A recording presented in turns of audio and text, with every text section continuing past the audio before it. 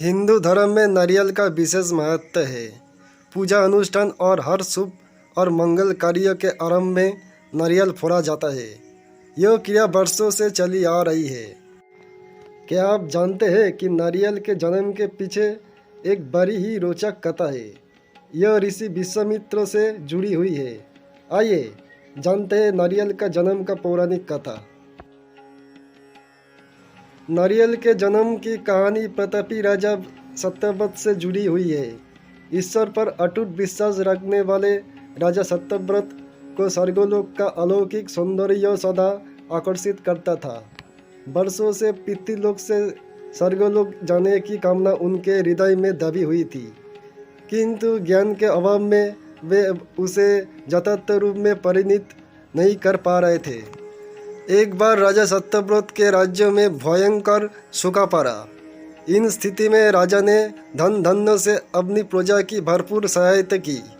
राजा की सहायता प्राप्त करने वाले में ऋषि विश्वामित्र का परिवार भी सम्मिलित था, जो विश्वामित्र के तपस्या के लिए वन चले जाने के पश्चात भूखा प्यासा भटक रहा था।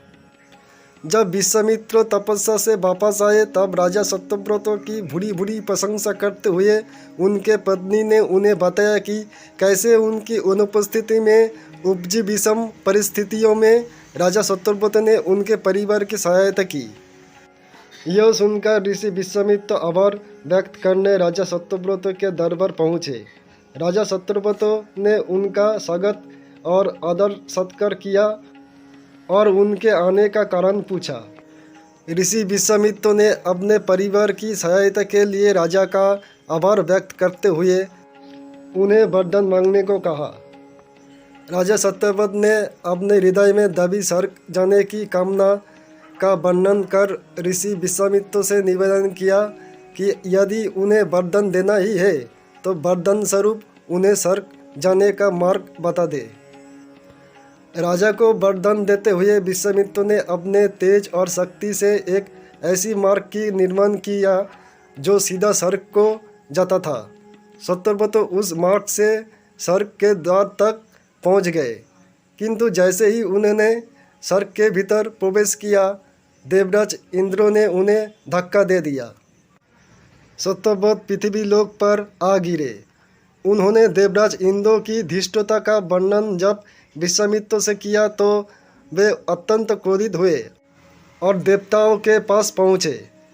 देवतागण विश्वामित्र का बहुत सम्मान करते हुए किंतु किसी मनुष्य को स्वर्गलोक में प्रवेश देने वे तैयार नहीं हुए। अतः इस समस्या का एक हल निकाला गया।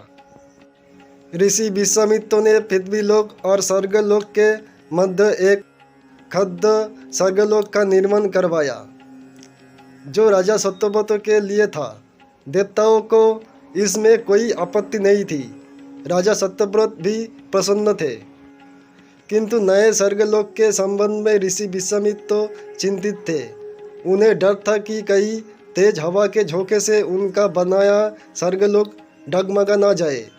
ऐसे में राजा सत्यव्रत पुनः पृथ्वी पर गिर पड़ेंगे। इस समस्या का निदान करते हुए उन्होंने नवीन स्वर्गलोक को सहारा देने पृथ्वीलोक से नवीन स्वर्गलोक तक एक मजबूत खंभे का निर्माण किया। माना जाता है कि इस खंभे का तना बाद में एक पेड़ में परिवर्तित हो गया और राजा सत्यव्रत का सिर इसका फल बन गया। इस पेड़ को ही नारियल का पेड़ और राजा के सिर को नारियल का फल माना जाता है। यही कारण है कि नारियल के पेड़ बहुत ऊंचे होते हैं और उसके फल बहुत ऊंचाई पर लगते हैं।